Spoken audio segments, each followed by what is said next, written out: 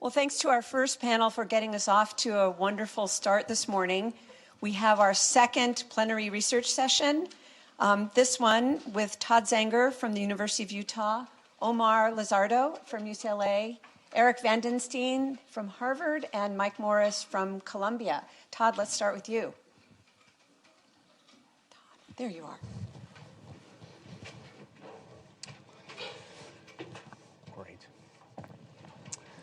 Well, thank you to conference organizers.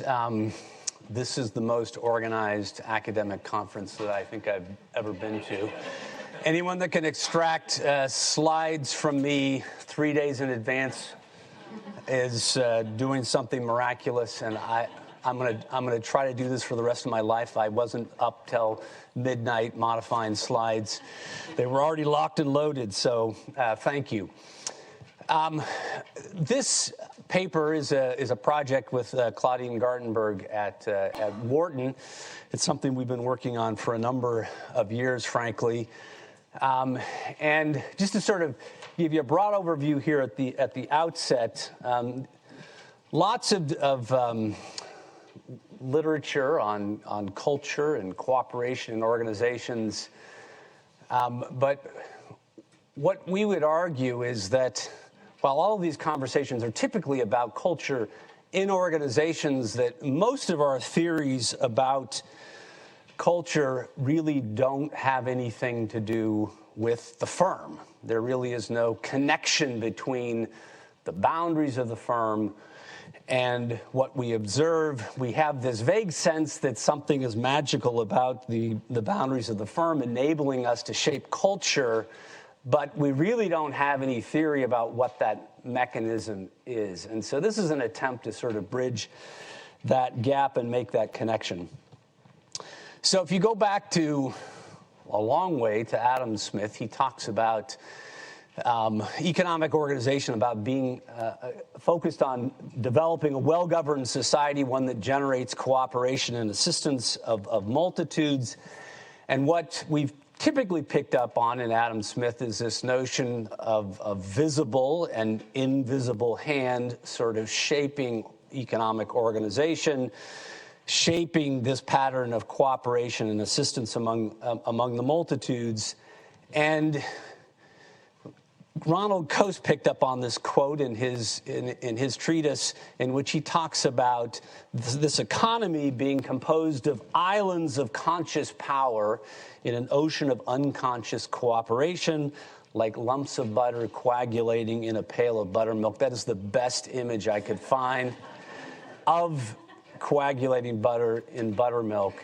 But this is a very, sort of neat and tidy, doesn't look all that neat and tidy, but there's a very clear separation between that which is in the firm and that which is not in the firm.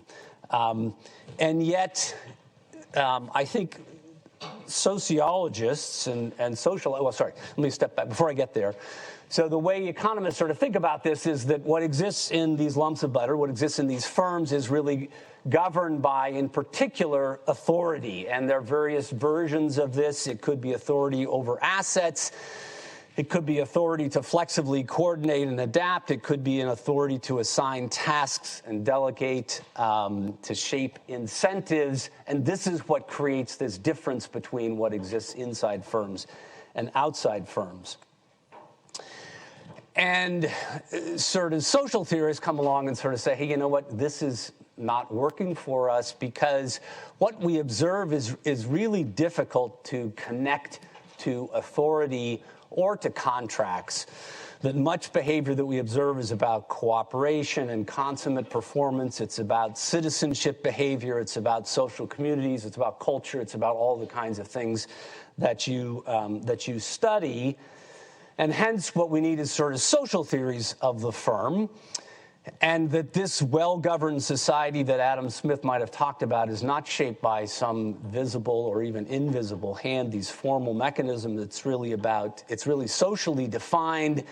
It's about social exchange. It's about purpose and identity. It's about higher order organizing principles. And these are what deliver this well-governed society and cooperation that Smith speaks about.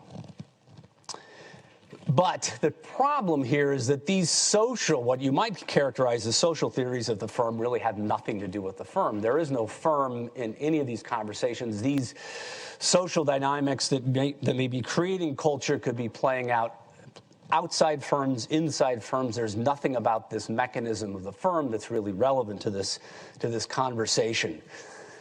And of course, this becomes the substance of really Granovetter's and sort of the social critique of the theory of the firm, which is, look, sometimes firms do magical things and create cooperation, but sometimes they are a disaster and they're worse than markets. Sometimes markets, on the other hand, develop remarkable levels of cooperation that's far superior to that which is composed inside the firm. And his conclusion is, look, all these clever institutional arrangements that you economists talk about is but a functional substitute for the real action, which is about trust and social relationships. And I like this more recent piece by Freeland and Zuckerman, in which they make this important related point, which is that their conclusion is that firms are thus sometimes able to achieve feats of collective performance that are remarkable and inspiring. So their note is that, sometimes firms are a disaster, but sometimes they're remarkably successful, and therefore any theory of the firm, and I would add any social theory of the firm, which is really where they're focused, needs to reckon with this fact that we observe a range of performance outcomes, this neat, tidy image that economics wants to paint, which is, here's what happens inside firms, here's what happens inside markets that you get from this coagulating butter, is really not the imagery that we need to try to explain. So just real quickly, visually, the point is that if we think about consummate performance or cooperation, markets are all over the place in terms of what they yield, firms are all over the place in terms of what they yield, and sort of the Granovetter conclusion or image would be, look, here's what the distribution looks like for firms, here's what it looks like for markets, and therefore markets and firms are not relevant. It's all about sociality and explaining this from the ground up. We're going to argue something different, that these distributions actually are separated, but we still have to address this issue of distribution as opposed to this sort of separation. So their conclusion is, therefore, the boundaries of the firm here are irrelevant. What we think you need to address if you're going to compose a social theory of the firm is, first, it has to be a theory of the firm. It has to say something about why the boundary of the firm actually matters here. And secondly, it needs to explain formal differences, or why the formal differences between firms and markets generate different distributions of consummate performance as well as different needs, by which we mean that these distributions look like this. That is, that firms, on average, generate better outcomes, which is why you all study culture and you think that this importantly matters, but it also can be a disaster, right? So we get this wide distribution in these outcomes. Markets tend to be a narrower distribution, but with a lower mean. So this is the kind of pattern I think that needs to be explained. I think this is sort of not sure that they perfectly articulated this, Zuckerman, in his paper with Friedland, but I think that's sort of the direction of what they're pointing to. So I'm just going to try to articulate sort of the sketch of this theory. We begin with a notion that, look, there are two key levers that we have to sort of shape the sociality of an organization. One is notions of purpose, to which we'd connect identity and sentiment alignment. There's actually a really nice quote from Adam Smith in which he talks about a very similar kind of concept, but I think in the interest of time, I will not read that. And then the other key lever is that organizations that have a shared sense of justice and equity tend to yield higher levels of cooperation and consummate performance as well, kind of a Rawlsian notion of a society. And what we argue is that these two key levers that shape the sociality that evolves in an organization are profoundly shaped by the difference between an employment contract and a ordinary contract with an outside entity that's servicing the firm. And the legal distinction is here is if you on this side of the room are my employer or my employees or employees of the firm that I operate and you are contractors, you have agreed to a contract that involves granting me a capacity to not just control outputs, but to control inputs. I can shape the means by which you do work. I can expect legally a higher level of loyalty. I can penalize your disloyalty. I have a right to expect higher levels of cooperation from you. And I think most importantly, in the legal literature, they talk about this concept of duty of care. That is, you as employees are required to cooperate in pursuing my goals and adapt to my changing needs and broadly exercise care in looking after my interests. And in fact, even if you have a reasonable objection to the tasks that I assign you, you are obligated to perform them. And in fact, I can dismiss you for failure to perform them. So there's something fundamentally legally different about my relationship with you than my relationship with you, where your obligation is simply to meet the terms of the contract to deliver the output that I've contracted with you for. So very different kinds of contracts that I have with these two sides of the room. And this creates a very different relationship that I have with you. You've ceded me legal rights you ceded me legal rights to sort of shape the way work is done, to expect this kinds of loyalty for me to be able to sort of discipline you in a variety of different ways. But in exchange, you expect me to manage purpose and justice. And fortunately, in the rights that you've given me, I actually have an enhanced capacity to manage purpose and justice that I actually don't have with these contractors. This sort of brings what you might sort of characterize as the Uncle Ben principle, which is with this greater power that you've granted me, I also have greater responsibility.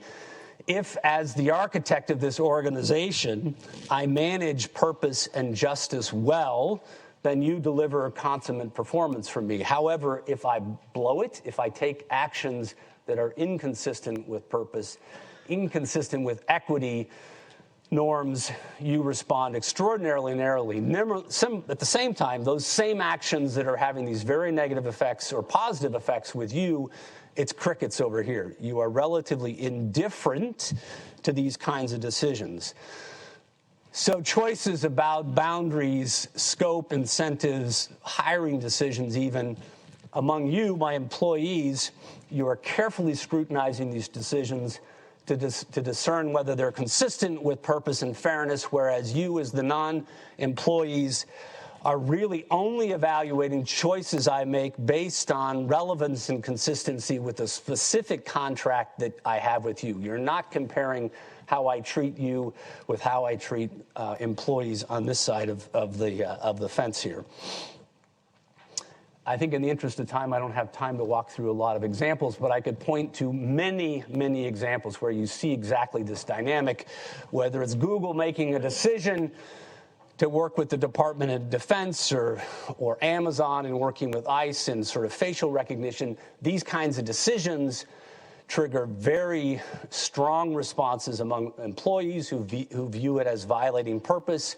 Those who are contracting with Amazon or Google, it's crickets, right? There's no response for the most part, right? Very different responses associated with the very different kind of contract I have with you as opposed to you. The same is true as it relates to equity norms and fairness. I've done, a bunch of research in the past sort of dealing with these kinds of issues.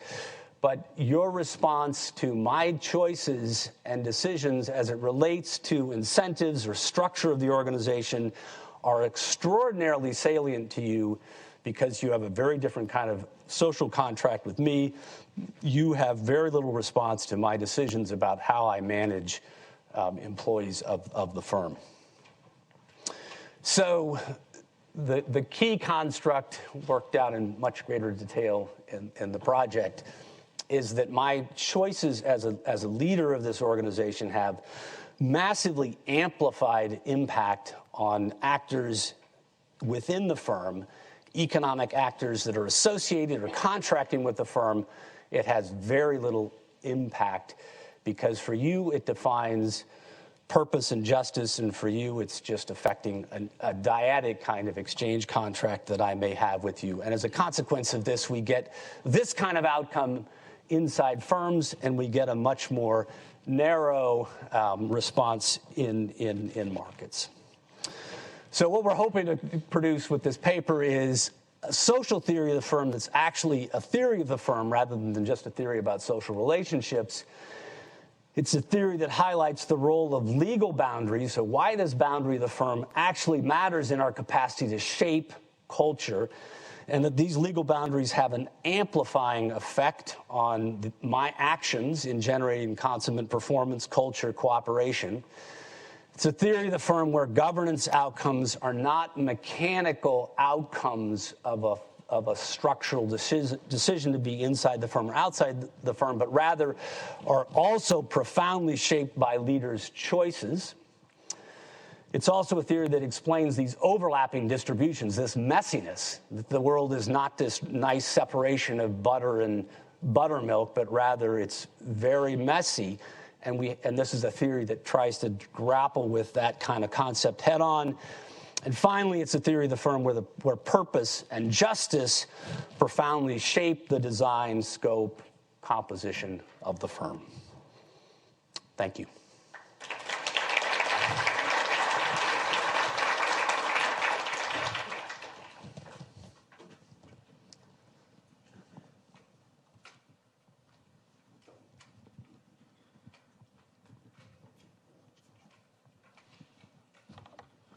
Alrighty.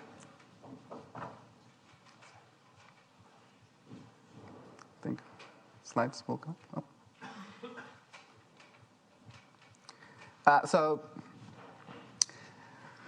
My talk is going to be a little more abstract than some of the things that we've seen, and I'm also going to try to cram a 40-minute talk into 20 minutes. So I'm going to use my superpower, which is speaking really fast about abstract things. So one thing the overall purpose is, this is based on a paper that it's more or less in progress, is to kind of codify what I see as an emerging movement in study of culture, which is well represented by a lot of people here, which I baptize as analytic, mostly kind of harping on or kind of riffing on the idea of this kind of a movement towards mechanisms in the broader philosophy of science community, but also in sociology and social science in general. It's the idea that to explain something is to actually tell you actually provide an account of how it works. Right? You develop, you specify the mechanisms that make it work. So this has many names. Analytical sociology is one of them. Peter Hedstrom and collaborators, philosopher of science named Bunch, has called it systemism. But it even shows up in refurbishments and reinventions of pragmatism in sociology. Right? And the idea is pretty simple. And the whole talk is that it would be useful for people who study culture to actually use this kind of framework to specify what they're doing. Because a lot of people are already doing it, but I think a lot of trepidation around the study of culture comes from the fact that we don't actually specify it in this kind of way, that when you study culture, you're actually studying something that works, right? That it's a phenomenon that has wheels and cogs in it, right? So what is it? And the idea is that we can then expand this notion of mechanistic explanation to the study of cultural phenomena, just like it's been done in other scientific domains, right? So the basic idea is, what is a mechanism? There's many definitions of what a mechanism is. I just borrowed one that is the most, I think, Catholic and ecumenical in terms of really linking to the stuff that we do in social science. And this is the idea that you have some set of entities endowed with properties. The entities engage in some activities. They have links among them, and there's some kind of boundary that you draw. And the idea is that this system generates the phenomena that you're studying. All right? This is one thing super abstract, so hopefully we'll see that we can translate that into the things that we do. And the idea is that a mechanism defines a dynamic system. So if you think about standard kind of biological mechanisms, such as the heart is the usual thing, but also the brain or an ecological system, they all have this idea that you have entity, properties, activities, links, and a boundary, right? And the notion is, once again, that you can then take this very abstract schema and say, like, well, most of the things that we study as social scientists are also things like this. They're dynamic systems. There's entities that map usually to people, non-humans, organizations, etc. These entities presumably have properties, and they engage in activities. People act, have agency, organizations act. They have links with one another, and there's some boundary around them, right? And then these entities, engaging in concert, then they generate a particular phenomenon, right? So that's a social mechanism. And the idea, once again, is that from this perspective, pretty much that's all that we study. We study social mechanisms, right? So one, pretty standard example, right? If you think about something like diffusion, network diffusion, it's a mechanism in this sense, right? The phenomenon is the diffusion of some kind of innovation, and then you specify, map, right, the entities to individual or corporate actors who engage, have certain properties, susceptibility to the innovation. They have links among them. They engage in activities like they spread the particular innovation, they adopt, they influence, and the mechanism begins at some point when the innovation hasn't diffused yet until you get some saturation at the end, and that's the termination. And the idea is, once again, that defines the mechanism, and then the mechanism then explains the phenomenon of diffusion, right? And so standard kind of like little pictures like this kind of help us see that this is like standard social mechanism, right? And once again, and the basic kind of point. So just in case I don't get to make the basic point at the end because I run out of time, is that when we study culture, we actually are studying something like this, right? We are studying some kind of cultural phenomenon, just like this diffusion is a kind of cultural phenomenon. And then we can then use the same framework to really specify what we're doing, right? So these are some examples of cultural phenomena. And once again, phrased in very abstract terms. The idea is, of course, that we don't study the abstractions, we study particular examples of this. So cultural emergence is one of them, where do new cultural innovations come from, cultural diffusion, as I already mentioned, cultural change, and of course, the presumably granddaddy phenomenon for a lot of sociologists, cultural reproduction, so why culture stays the same. And the idea, though, once again, is that these are the phenomena, and that if we are going to explain this phenomena, then we need to specify the cultural mechanisms or the social mechanism within which these cultural phenomena arise and are reproduced, right? So just like before, I'm going to extend the idea of a social mechanism as a dynamic system to the idea of a dynamic cultural causal system, and it's going to have the same set of 5 things: entities, properties, activities, links, and a boundary. And there's some kind of meteorological arrangement, right? So we can study a culture at a very micro level, but we can always kind of scale up, right? As people say now. And the idea, once again, why move towards this, abstract way of thinking about it? I think that it kind of gives us 2, good skills or habits of thought, especially when studying culture, that kind of get us away from what I think are bad habits of thought that we inherit from older ways of thinking of culture. And they said the idea of localizing culture and decomposing culture. So localizing means that you always kind of have to specify where's your cultural phenomenon happening, which is good because a lot of the time we do tend to think of culture, as people have talked about before, as some kind of mist that's nowhere or everywhere at the same time. And the idea of decomposability is also good because sometimes we tend to think of culture as some kind of unitary entity that doesn't have any structure, when in fact, this has already been pretty evident in some of the previous talks. When we talk about culture, we always, we begin with some kind of characterization, norms, values, etc. But then when we move to the actual empirical operationalization, what we're talking about, we see that we're talking about things that have a unitary component, labels, concepts, norms, etc. Right? And once again, the idea is that this decomposition approach is important because it allows us then to specify exactly what we're studying, as opposed to saying, just culture in general. Right? Two things about that, of course, is when we do this decomposition, we don't really imply that we're reducing culture to something that it's non-cultural or at a such low level of analysis that it kind of loses the meaning. We're just kind of specifying that whatever we're studying is a set, has parts that dynamically interact, right? And of course, this is also pretty compatible with ideas of emergent processes in dynamic systems. So that means that, we need to kind of move beyond what I would say, refer to as entitative conceptions of cultures, right?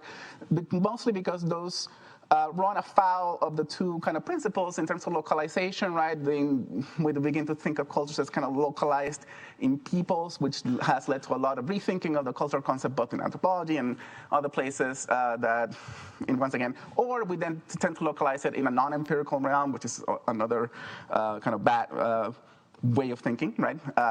And the idea is, once again, moving to thinking of culture essentially as distributional, right, rather than essentialized or entitative conception of culture. So that's the basic idea, right? So you want to localize, you want to decompose, and you want to then, after you do this level localization, you're localizing culture in a particular dynamic cultural system, and then allows you to explain, or at least account for the big phenomena that we're interested in, whether it be emergence, reproduction, diffusion, etc. And then you have to ask kind of like hard questions, as we sometimes don't ask. I'm going to skip through at least one of the big hard questions, which is the idea of cultural units, because I don't have time to talk about it, but we can talk about it later. But I think that the basic message that I want to say there is that whatever your conception of cultural units is, you have to specify it. A lot of the times we don't, but once again, especially when we think about culture in this essentialized way, we don't think about what are the underlying units of culture, because if you're saying that culture emerges, or that culture changes, or that culture diffuses, you already are making at least an implicit theoretical assumption that whatever it is has some kind of unit status, right? Or that something emerges, or something something emerges out of a process, let's say, of recombination. You also are making a claim that whatever you're combining has to have some unit status, because you cannot combine things that don't have that. So, but you also have to then think about how culture hangs together, which is another kind of big question. And the great thing about a quick talk like this is that I don't have to answer all those hard questions. But what I'm going to do, so I'm going to skip. I'm just going to give you kind of a sense of kind of how this might work. So a nice paper that I like, mostly because I published it, was edited in this journal, was by Omar Lizardo and Sarah Steen, where a lot of, I think, these distinctions are made in a really nice analytic way. The idea, right, is that when you think about culture, sometimes we maybe think about, concept associations, right, or maybe concept valence associations, and that's the cultural unit. So it's a nice kind of way of thinking about, what is culture, what culture could be, if you specify the units. Such associations in, people's heads, let's say, right? And that's distinct from the social system in which those units might travel, right? So you can think about cultural units, embedded in a dynamic system, such as a set of relations, network relations between people. And then we can ask questions, separate the idea of the distribution of the units, right, from social processes like diffusion, influence, etc., right?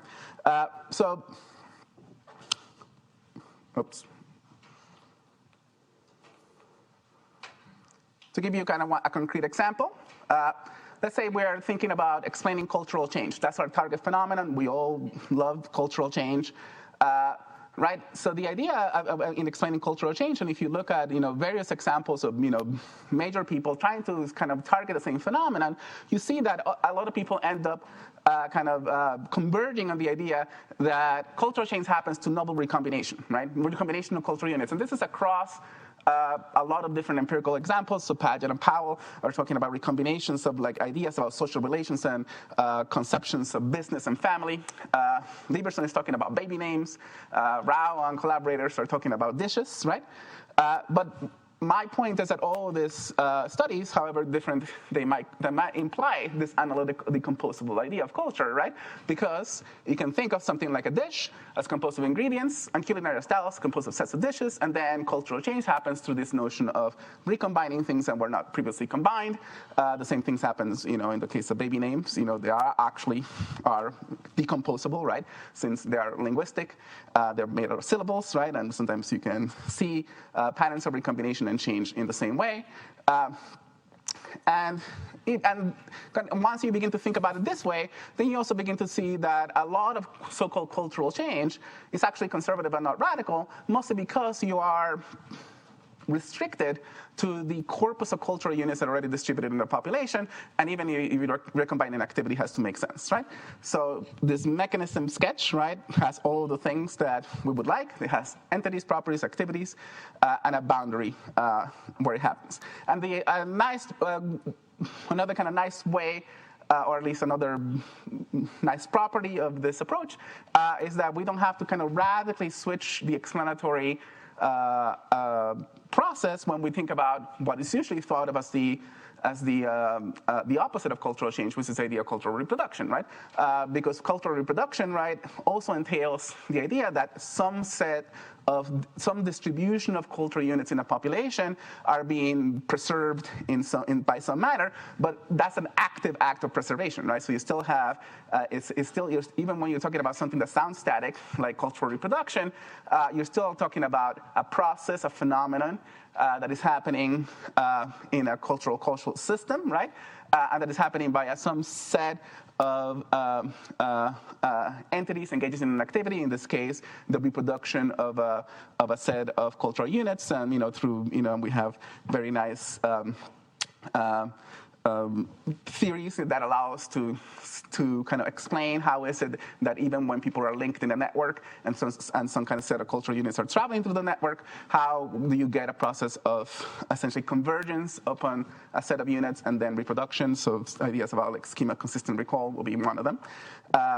And once again, the idea is that this process can happen even when there's no functionalist or externally imposed set of incentives for cultural reproduction. Essentially happens as they would say in this perspective, as is the normal working of the mechanism. And since I'm out of time, I'm going to stop there. Thanks.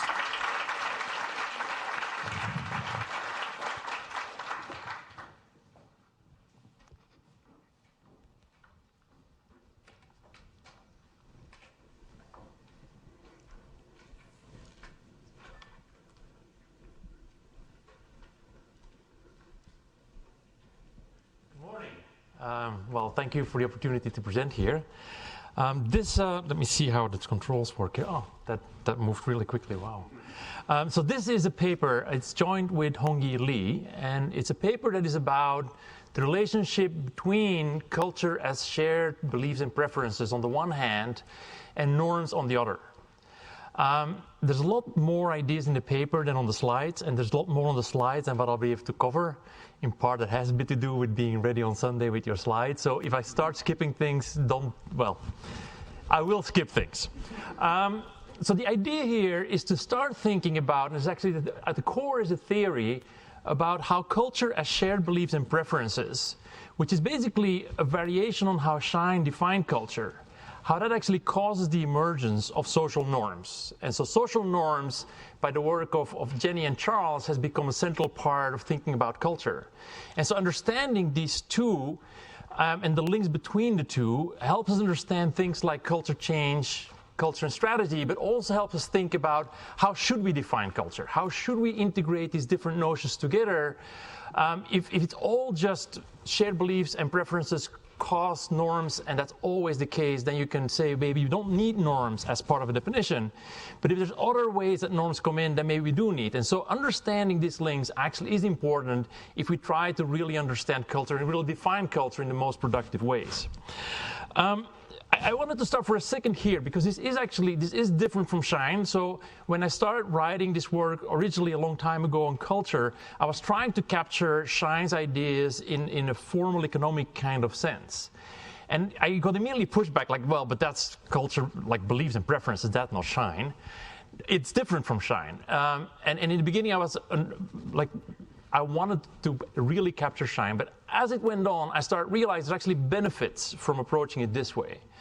And there's benefits from these conversations because I started realizing one of the big differences, for example, is the difference between a lot of culture definitions have values, shared values, while this is about preferences. Now, preferences are much more neutral than values. Values are socially desirable things. Now, if you think, for example, I have a preference for a structured organization or not a structured, like more chaotic organization, well, that can be part of culture. But that wouldn't be a socially desirable thing. That's not a value. If we have a bro culture, that's socially undesirable things, that should also be part of a culture. And so these conversations have been helpful to start thinking, like, should it be values, should it be preferences? I'm not going to take a position here, but I think it opens up these kind of questions. So in that sense, it was valuable. The other part is it turns out to be a very simple way of defining it with lots of implications. You basically get all the results, all the insights that Shine claimed in terms of the origins of culture. You can do a lot of research and a lot of results on, like, what are the effects of culture. So I have a paper that goes through a whole bunch, shows that shared beliefs preferences gives you more motivation, more satisfaction, better coordination, better communication, more delegation, reduced monitoring, less influence activities, but less experimentation and less information collection. So all very good for exploitation, not good for exploration. I just mentioned this as showing, like, a very simple definition can get you a lot of traction if you're very clear on what it is. And so that's the starting point. Now from here we want to go to where do we get norms? And so there's basically two interacting mechanisms that's going to get us to norms. The first one is what we call functional homophily. That's a variation on the general homophily that causes norms. What is functional homophily? Well, if you're part of an organization, you get affected by the decisions of other people. Therefore, you want these people to make the right decisions. Now, from your perspective, if there's different worldviews or different preferences, fundamental preferences, like is climate change real or not, I want these decisions to be taken by someone who kind of thinks like me, right? Who thinks the right way. Therefore, I will be interested in hiring and promoting people who kind of think like me, who have the same worldview. So you get this kind of functional homophily. Now, the problem is that I cannot read your preferences. I cannot read your beliefs. The only ways for me to figure them out is to look at your behavior. And so now you can start acting like someone who believes in climate change, even though you may not. And these are actually basically social norms, because you start following certain norms of behavior because you want to get promoted. That's essentially a social norm, right? But important here is that actually the norm is not about the behavior itself, but about what it reveals about you. So when we teach, we often wear a tie. It's not because our students love the view of ties. It's because it shows us something about how we think about teaching, right? And that's true with a lot of these norms, and that's basically what is going on here. An important part there too is enforcement of norms. If that is visible, if that's observable, then actually you will start enforcing norms that you don't like. Because you want to show you're the right type, therefore you have to enforce. Because if you don't enforce, you show you're not the right type. So you get actually a system where enforcement of norms becomes endogenous to the whole system. So that's the first mechanism. The second mechanism is small, but that's actually an important one when we think about homogeneity. If two people in an organization try to select a third, and they each try to select someone like them, if they're very different people, the third person is going to be some random creation, right? If they're the same beliefs, the third person will be the same. And so homogeneity begets you homogeneity. It's a self-reinforcing system. And here you start seeing ideas like why does critical mass matter? How does homogeneity grows over time? That is this mechanism combined with the other one. So we do these two. We can start thinking now what are some of the implications of this. Well, there's actually, the paper goes through a whole bunch of them. A first one is that norms work as levers. We can have an organization where actually only a few people share the same beliefs and preferences, but then through the norms, it looks like the whole organization shares these. Now that has big implications. One of the things that always puzzled me when I was talking about culture, shared beliefs and preferences, I've moved between organizations with extremely different cultures, and somehow I fit it in both. That doesn't work if it's beliefs and preferences, because then suddenly my beliefs and preferences should have switched.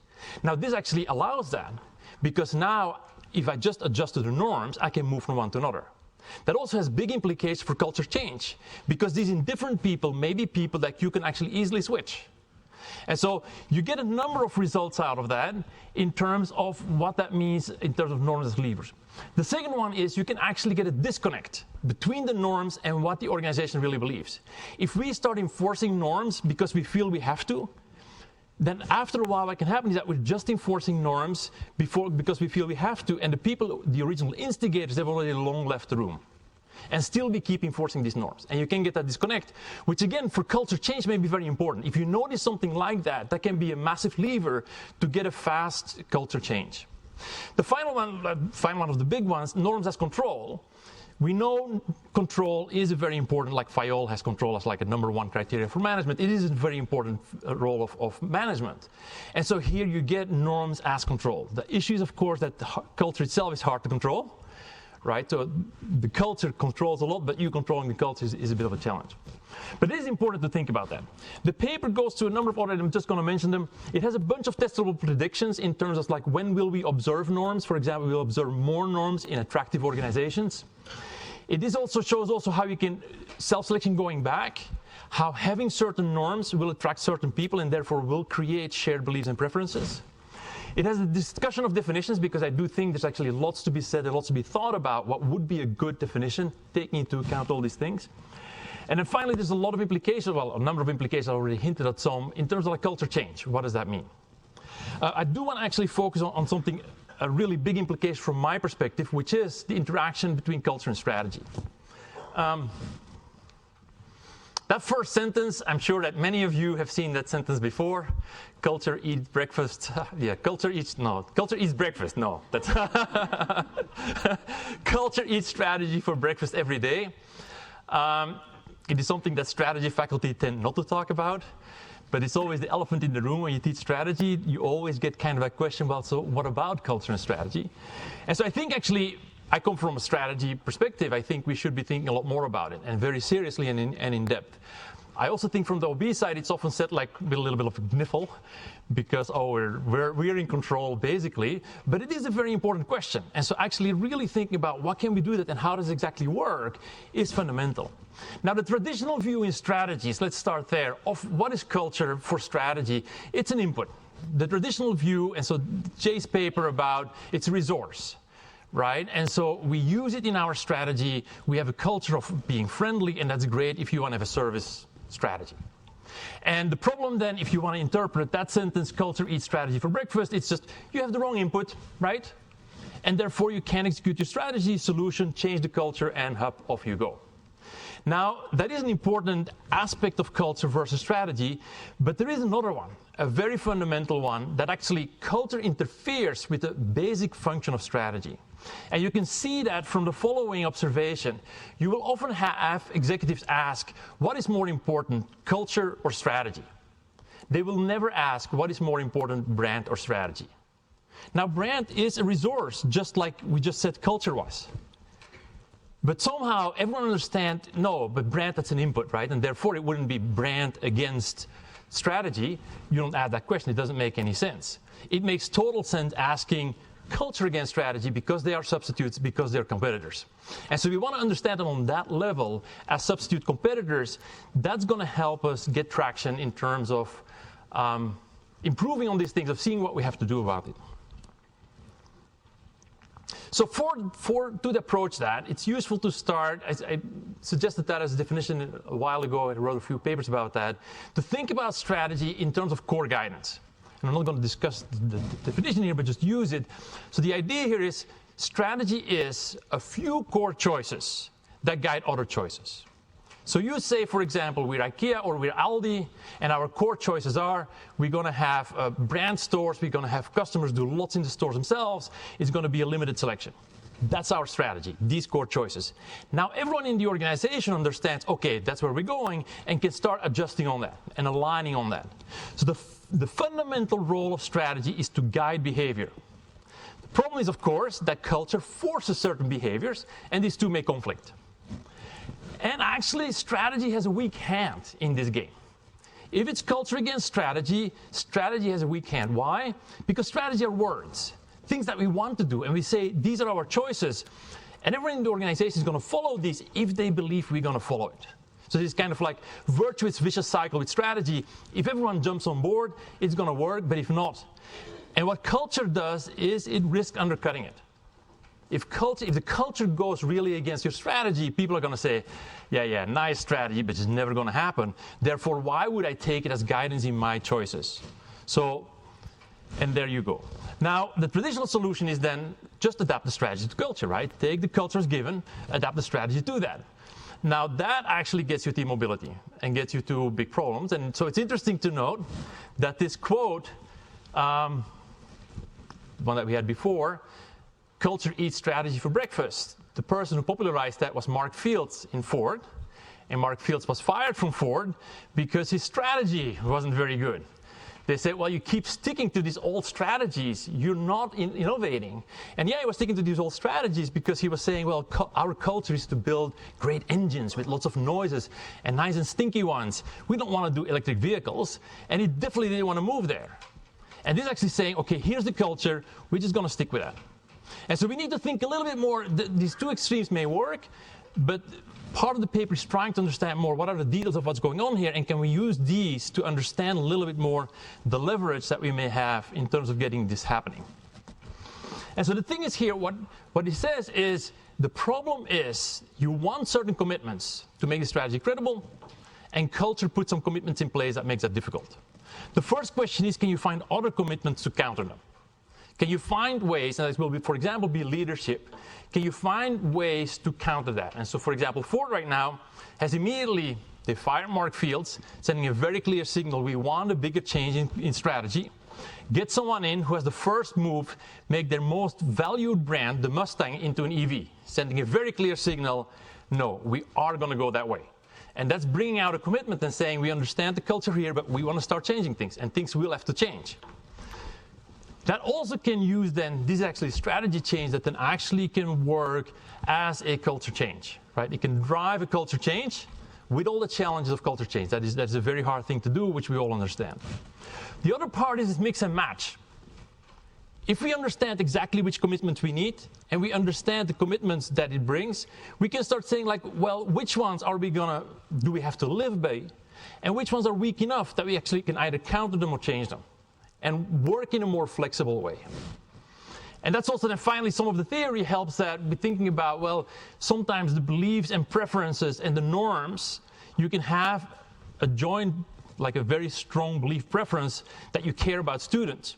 You can express that by making the classes really fun, or you can express that by making the class really hard, right? These are two very different norms with the same underlying beliefs. One may be consistent with your strategy, the other one not. That may be an opening actually to change the norms while keeping the beliefs the same. Overall, you really need to think, I think it is not culture eats strategy for breakfast. It is like you need to think in an integrated way. You can't take one as given and then you go around it. You have to think about what do we want to achieve, what can we achieve, how much has to come from culture change, how much has to come from these two intermeshing. That is fundamentally where you want to go. To conclude, so a very simple way how culture, shared beliefs and preferences leads to norms with implications for what culture really is, with implications for culture change, with implications for strategy, how it interacts with culture. It also has very clear testable predictions, which we always like in the theory. You can really say, like, here, these are the predictions, let's go out test them. Tells you something about what is true. And then ultimately for strategy, you need to write culture if you're strategy. Culture is a great vehicle. It has enormous power, but you can't just jump on it and let it run whatever it wants to run. You kind of need to find a way, okay, we're definitely not going to be able to turn it back and make it do something very different from before, but we can also influence it.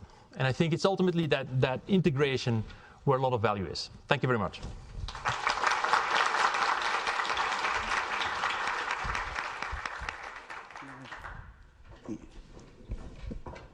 This from you. Thank you. Great.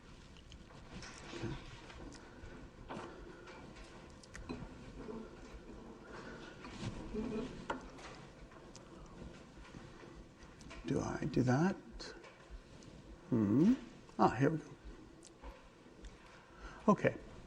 Hello, everyone. Thanks for inviting me here. I'm Michael Morris. I'm going to give a talk. It's related to a book that I have coming out that's a book about the psychology of culture, all kinds of culture, whether it's national, regional, organizational, professional, or even the culture of a smaller group. I'm not giving a book talk, but I'm going to show you the framework of the book and then zoom in on an issue that I think will be of interest to people here. So the thesis of the book is that humans, unlike other species, are capable of complex cumulative cultures because we have three species-specific instincts that we've evolved over the last 2 million years. And I call them the peer instinct, the hero instinct, and the ancestor instinct. And essentially they're a set of motivations and capacities to mesh with our groups, to give to our groups, and to maintain our groups. Now, these are all social norms. To most of us in the room, we would call peer codes descriptive norms. We would call hero codes prescriptive norms or injunctive norms. And ancestor codes are not usually talked about by psychologists who study norms, but they're talked about a lot by sociologists and organizational scholars who tend to call them institutions. I label them after the reference group involved. So a descriptive norm is essentially my representation of how my peers act. My injunctive norm is a representation of how the prestigious and admired people act. And an institution is a representation of how people in the past acted, whether it's past generations or people last year in my organization. So it's a code of what most of us do, what we should do, or what's always been done. These carry a lot of culture, not all of culture, but a lot of culture. Descriptive norms tend to carry what we think of as everyday practices or shared habits. Hero codes carry what we think of as ideals. And ancestor codes carry what we think of as traditions, whether they're the myths and stories in the organization, the rituals in the organization. Psychologically, they work in a slightly different psychological process. So the way that descriptive norms work is through what most people would call the power of suggestion, what psychologists would call accessibility. They make a course of action available to us, the way Waze in your car might suggest a route. You don't have to follow it, but it's kind of easy to follow it on autopilot. You will. Hero codes, they work more through aspirations. They kind of say, here's a course of action that you will be respected for, and maybe you'll get some tribute for. And traditions work in a slightly different psychology. They work more through the psychology of obligation. And I think Juliana's talk later in the day will tell us about this, that with rituals, there's an almost compulsive insistence on following the steps exactly as they should be. When you tell a myth, you're not supposed to ad lib. You're supposed to tell the myth just as it should be. Or when you say a prayer, just as it should be. So suggestion, aspiration, obligation, slightly different psychological processes. Now, the main reason to focus on norms is, as Eric and Omar and Michelle told us, norms are changeable. Norms are perceptions. They're my representation of the group. They can change. And they can change in two ways. One way is that they're manageable. Every person will have lots of norms within them, but not all of them come to the surface, come to the fore of the mind to drive their behavior. So one way that you can change a person's behavior through culture is by evoking a particular cultural code. And then another more long-term way that you can change is by altering the cultural code, by sending certain signals to people that cause them to update or refresh their codes. You can think of it, these cultural codes as sort of like apps on your phone. The apps launch, and when they launch, then they're doing work for you, but they're not always launched. And the apps update when they get like a software update from the cloud. And similarly, the cultural apps in people's heads, they launch and they update. So how do they do that? So the launching is what I call triggers. And there's a different kind of trigger for the 3 kinds of cultural code related to the different psychology. I call them signs, symbols, and ceremonies. Signs are just anything associated with this group, anything diagnostic of this group will bring to the fore the peer codes associated with that group. No, let me go back. Symbols are more like the things that the group has decided, agreed upon, that stand for the group. So symbols are like the flag or like the cross for Christians. They're these iconic artifacts that stand for the group. And then ceremonies are group activities that sort of mark the identity of the group, whether it's a ritual or a myth. And ceremonies bring our ancestor codes, our sort of institutional codes, to the surface. So let me give you a little taste of what the research evidence for that last claim looks like. This stuff is very familiar to some of you and not to others. The evidence that peer codes are triggered by tribal signs comes a lot from studies. I've done some of these studies. Lots of other cultural psychologists have done with bicultural people. I do a lot of studies with Asian Americans, whether in Hong Kong or here in the Bay Area or other places. And so if you put an Asian American in front of this audience as opposed to in front of this audience, they will start showing different cultural biases in the way that they make judgments and make decisions, because the relevant set of cultural codes comes to the surface. And Michelle mentioned code switching. This is essentially what is referred to as code switching or frame switching. Now, there's a slightly overlapping set of research that instead of using an audience or using like the language of instruction, so if you run a study in Chinese as opposed to running it in English, and then you ask people about their self-esteem, Asian Americans will report lower self-esteem when you've asked them in Chinese than when you've asked them in English, because that's the norm in Asian cultures, is to be self-critical rather than self-enhancing. But there's a different set of studies where instead of showing them just signs of the tribe, we show them symbols of the tribe. So we'll show Americans, bald eagle. We'll show them the Statue of Liberty. We'll show them a cowboy. We'll show them Mickey Mouse. We'll show Chinese people the Great Wall, a dragon, the Monkey King, just figures of symbolic value. And what we find is that they respond by acting in ways that are consistent with the norms, the injunctive norms of those cultures. So, for example, there are different norms about distributive justice in Chinese culture and American culture.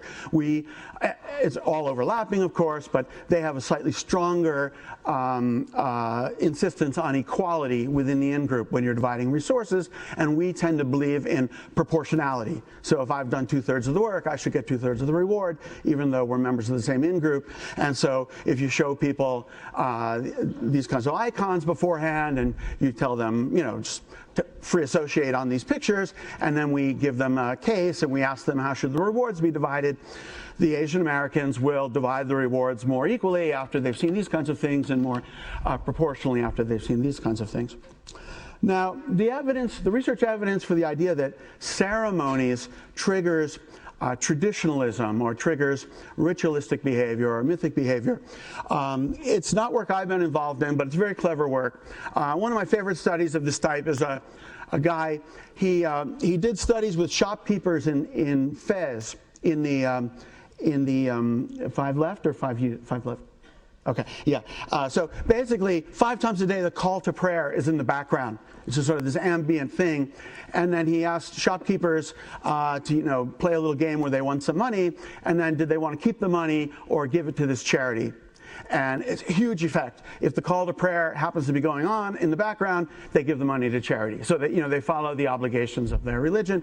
And there's lots of studies where you ask people to reflect on going to church before you ask them questions about their values, and then they answer the values more in line with the religion. Okay. Leadership stories. I'm not going to tell the stories. I'll just tell you what they are, and you can ask me at lunch if you want to hear them. But a story about somebody who made use of the way signs work is Lee Kuan Yew in Singapore when he was trying to clean up corruption at the beginning of the country. He decided that instead of wearing traditional South Asian garb, everybody wears these white uniforms that people associated with the British Navy, and all business is conducted in English. And the Singaporean port went from one of the most corrupt in the world to one of the least corrupt, in about 10 years. A great story about symbols is when Bank of America took over Merrill Lynch, the Merrill Lynch business kind of went into the toilet. Sally Krawcheck was brought in to try to revive Merrill Lynch, and the main thing she did is to bring the bull back, because Merrill Lynch, got rid of the bull symbol and was having everybody wear these little flags, and Merrill Lynch people didn't really identify with the flag. They weren't motivated by the flag, so just bringing the bull back was like a crucial thing. And then with regard to ceremonies, the All Blacks of New Zealand have not only won the most world championships, they've won more world championships than every other country combined.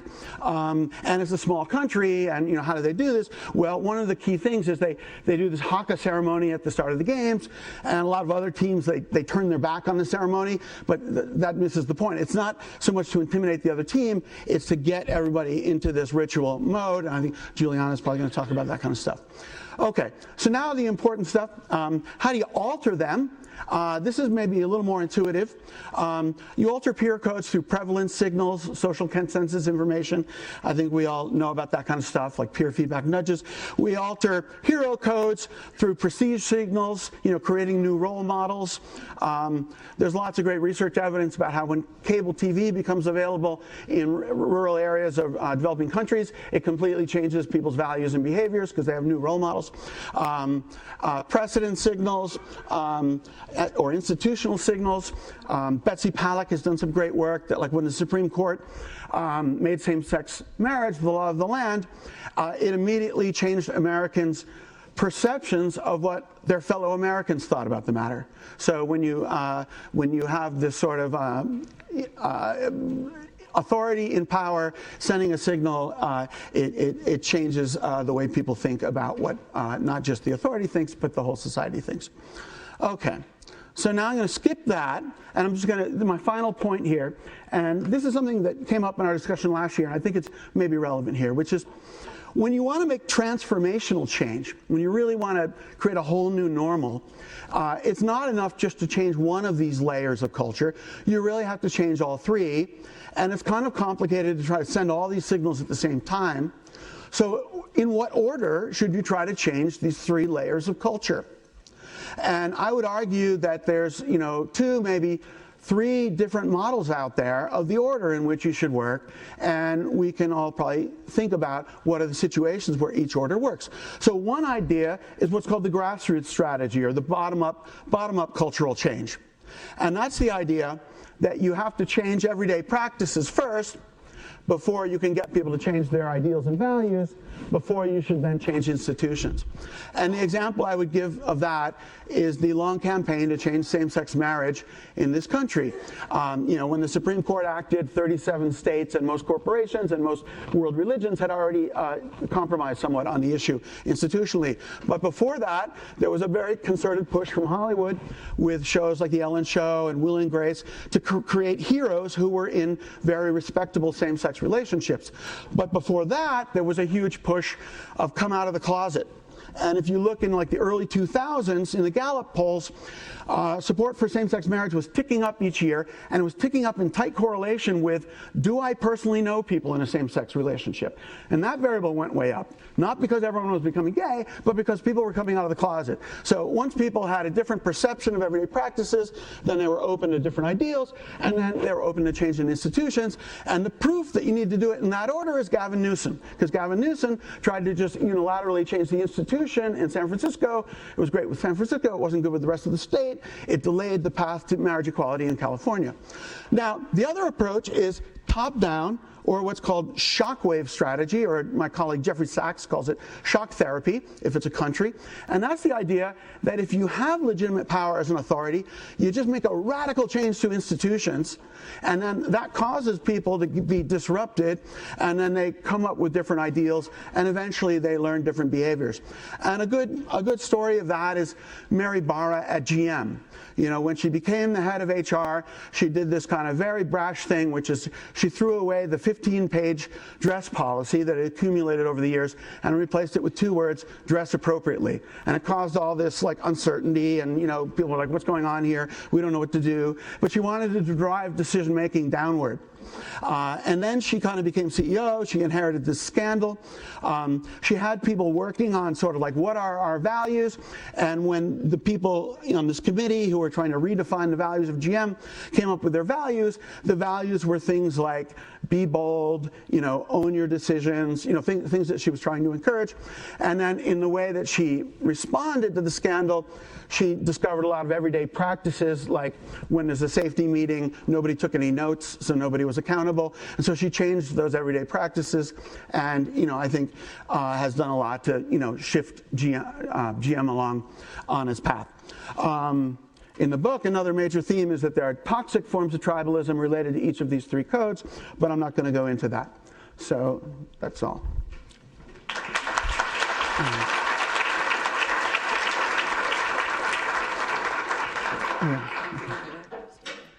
So if I could call back the 4 presenters up onto the stage. We have time for some questions. Before we get to the pigeonhole questions, do we have any spontaneous questions from the audience? This was, as you can see, our theoretical perspectives panel, and so we had a wide range of perspectives. The economic perspective, the strategy perspective, sociology, and more of a social psychological perspective. So lots of range here, and super interesting talks. Thanks to each of you. Any quick questions, please? Michael, a lot of the other speakers today have talked about conflict or heterogeneity within these different kinds of, or across these different codes. So with your tribal codes, how do you see that working, especially for implications for change? Like if there are kind of disconnects between these different kinds of codes for an individual or a group or an organization? Well, I guess the one area related to that I broached on is that if you're trying to make transformational change,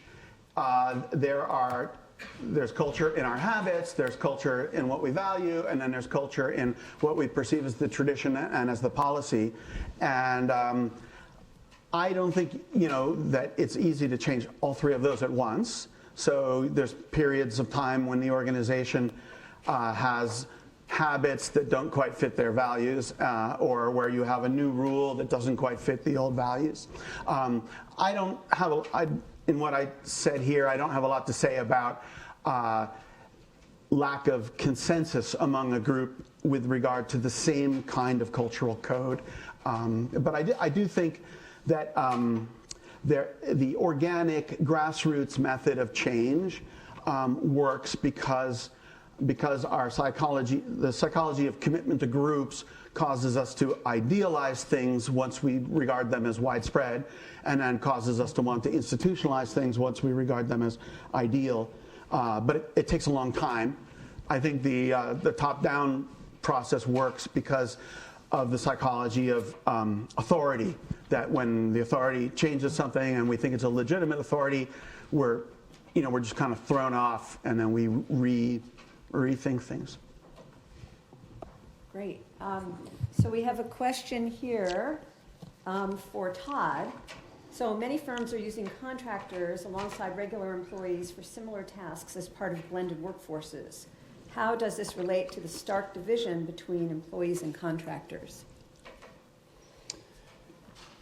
Yeah, I mean, it's so one implication, if there really is no difference between those contractors who are actually working in firms, why don't they go explicitly toward that dimension? Why do we even bother with employment my sense is that there is something still different if you're working in Cisco, but you're not working for Cisco. Cisco isn't necessarily determining your pay. They're not necessarily determining fully your tasks, and so there is something different in their response. It's obviously something that gets much more proximate and closer to employment, but there is still something very fundamentally different about the legal the legal nature of the contract, the relationship to authority that I suspect has profound implications in terms of how they respond and interpret decisions on the part of the corporation. They have, they're interpreting fairness and equity in a very, very different way. They're interpreting purpose in a very different way, even though they are physically in that organization, but they're not legally part of it. I think it matters still. I actually was thinking, when you were talking about the spin-ins not working, that Walmart's spin-in actually worked well, but they had to get rid of the Walmart.com leaders before they could spin it back in. Right. Right? Which, again, suggests a difference in identity. Yep. Yeah. Okay, so let's see. Eric. Maintaining a disconnect between private beliefs and public normative behaviors is emotionally taxing. Over time, people adjust their beliefs or leave. How does that affect your predictions? Well, yeah, that is definitely the case. So the disconnect won't persist for a long time because people feel uncomfortable. That's the effect, basically going from norms to the sorting. People feel uncomfortable. People who don't like the norms will go away. People who like the norms will come in. And so you're going to get that feedback. But it's important to see that there can be that disconnect, and that disconnect can be an important force when you want to do culture change, for example. But so yes, that is a force that you would expect. And here's one. Okay, for Omar. Are concepts necessarily defined as rooted in the heads of individuals? Or can we define these units of culture as collective in nature? What does this mean for decomposability? Is that a word? It is now. So I guess it depends. Collective is a tricky term, especially when thinking about culture. It depends on kind of what the conception is. My sense is that there's some notions of what something being collective that are innocuous and consistent with an analytic approach, which is the distributional conception of something being collective. Other forms of something being collective that imply some kind of something that is both mental and collective, veer into the problematic of kind of a group mind. But if you mean something like, well, concepts, for instance, the association between the Statue of Liberty and American individualism. This is a concept association that can be primed, etc. If you by collective you mean it is widely distributed in the American population, then that's fine, and I think that it will be consistent with what I said. I do know that for some people there's sometimes a reticence to think of culture as mental because that implies some kind of reduction to individuals, but that doesn't necessarily have to be the case. Can I add a piece on that? I think I agree completely with what you said, but I want to say that I think often what people mean when they say a collective is that it's not only that these ideas are shared, but they're known to be shared. So they're common knowledge, and that means we can use them in ways that we wouldn't be able to use things that happen to be shared. So Michael, we have a question for you about whether tribalism is good, bad, or indifferent. Green, Singer, Bloom, and others see tribalism as evil. Do you disagree? I disagree wholeheartedly. Tribal instincts are what made us human. They're the only human nature we have. There are forms of toxic tribalism, but I think tribalism has to be part of the solution to these problems rather than trying to transcend it. So, and actually, I'm going to interject a question for Michael and Eric about how quickly culture can change. because I detected slight pacing differences in your two perspectives. Michael, with yours starting at the practice level, maybe taking longer, and Eric, you sort of implying that it could happen rather rapidly. But in my case, rapidly only when there is these disconnects that you can leverage. I think in general, if there's not a disconnect, if there's an alignment between your shared beliefs, preferences, and your norms, it is going to be really slow. And it's going to be all about turnover, because the only reason why you can have culture change without turnover is because there are people who actually are willing, don't hold these beliefs so strongly, and therefore are willing to go with the new norms. Those people who hold the beliefs strongly, they will be part of turnover with culture change. And we know any culture change is always with a lot of turnover. And so that will be slow once we have to go that path. That would be... Well, one leader I like to think about a lot with culture change is the current Pope, Jose Bergoglio or Francis. So one of his strategies for change was to say, okay, let's look at things that are already widely practiced and have been for decades, like allowing divorced people to take communion. So it's already the descriptive norm. You could say it's already the injunctive norm. But it's not the institution. It has not been changed in Rome. So he suggested, hey, why don't we just change the rules to update, but it wasn't so easy, because there's, a lot of power in the Vatican about those rules. So it depends on the organization. So for Todd, how do you see your theory work with the gig economy, where we see contract workers at places like Uber rise up and critique the purpose and values? I feel that's the same question. but it clearly does strike to the issue. I think the more substantive issue behind this is there something unique about the difference between employment and non-employment, and does the boundary of the firm actually matter in terms of your capacity to shape the sociality? And I guess I would, clearly Uber, for all the reasons that this is playing out in the courts right now, there is kind of obscurity about whether they really are employees or not employees. Hence, it is particularly salient, I think, in that particular dimension. If, though, it's determined that they are indeed not employees, that has profound implications for Uber's capacity to shape norms and build a culture. And so the fact, I think it's actually sort of proving the issue as opposed to sort of pushing against it. But it's clearly kind of at the heart of the issue. Can you create organizations and cultures with gig economy employees, right? I don't speak enough sociology to know whether this is going to work with Omar, but I think it might. Let me try and connect Michael and Eric to what Todd just said.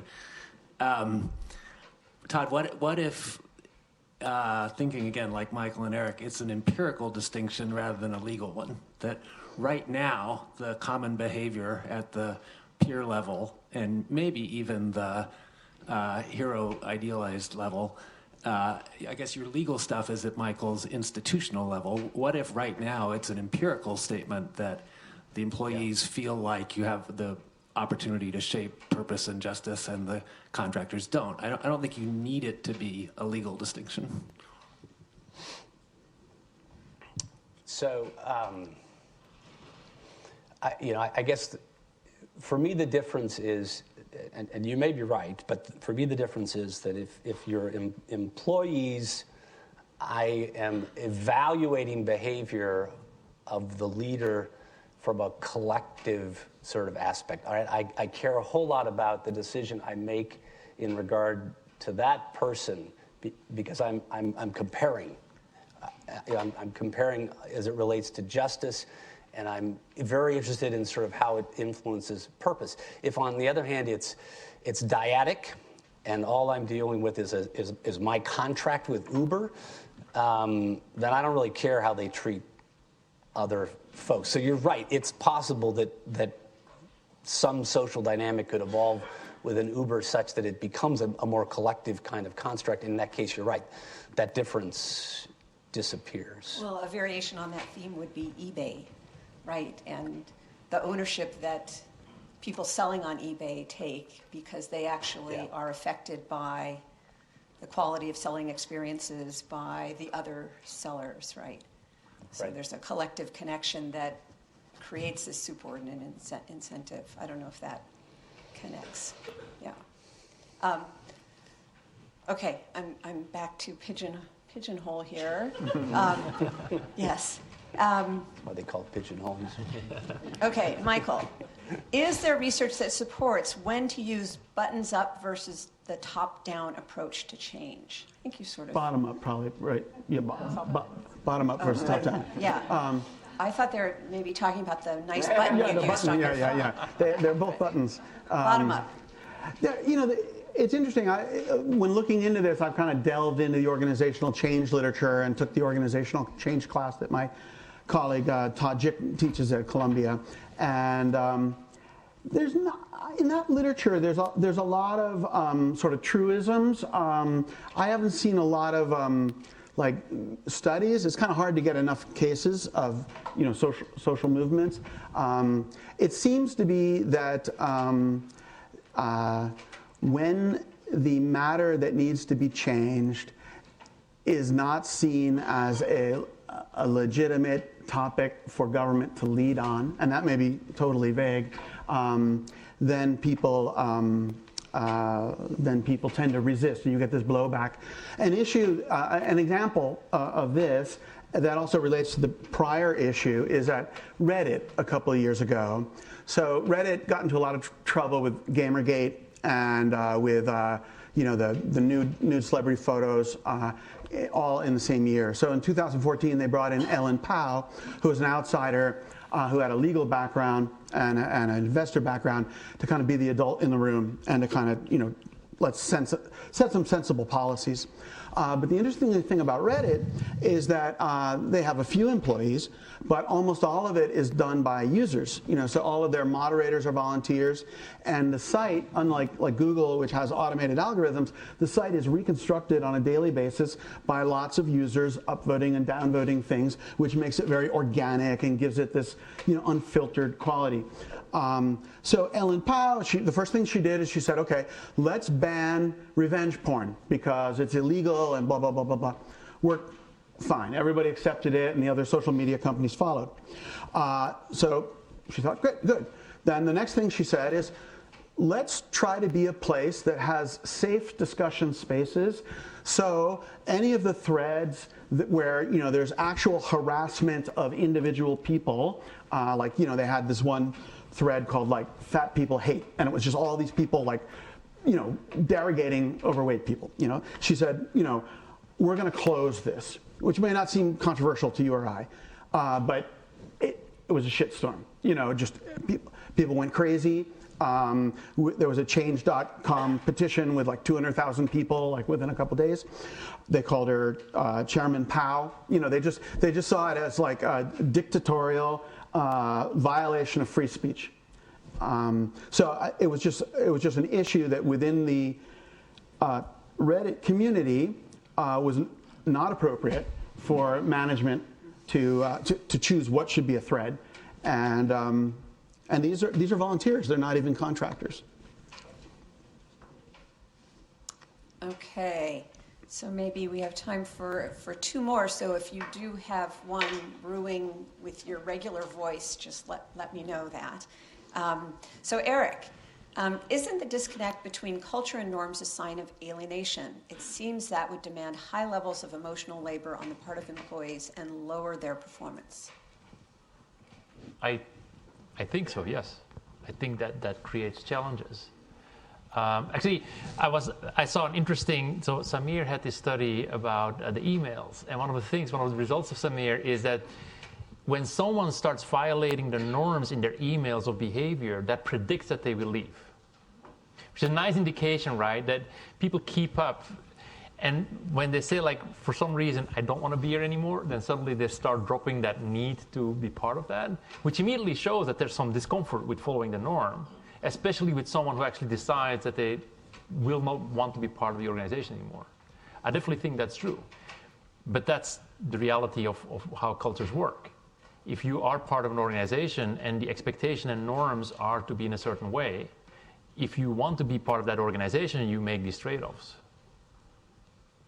I don't think there's a good or a bad here. I think it's just a... Should I? Yes. I'll mention a paper that Samir, Amir, and I have on distinguishing between what we call perceptual congruence and value congruence.